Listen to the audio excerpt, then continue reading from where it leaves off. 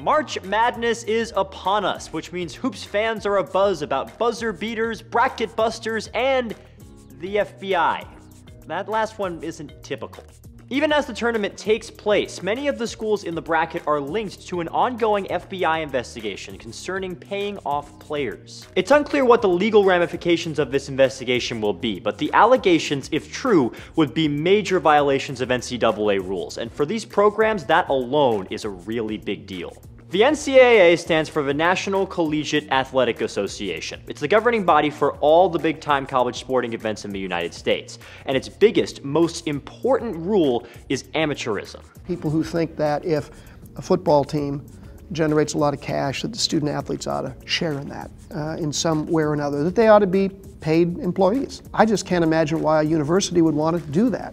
That's Mark Emmert, who's been the president of the NCAA since 2010. He has staunchly opposed paying players throughout his time in charge. To him and the NCAA, the players aren't employees, they're student athletes. But on September 26th, the FBI arrested 10 men associated with college basketball, including 4 assistant coaches at top-tier programs.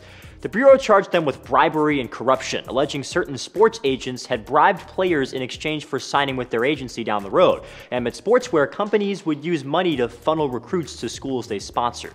Then, on February 23rd, Yahoo Sports released documents from the FBI's investigation, appearing to show that players on at least 20 top division programs took money from a sports agency, something expressly forbidden by NCAA rules.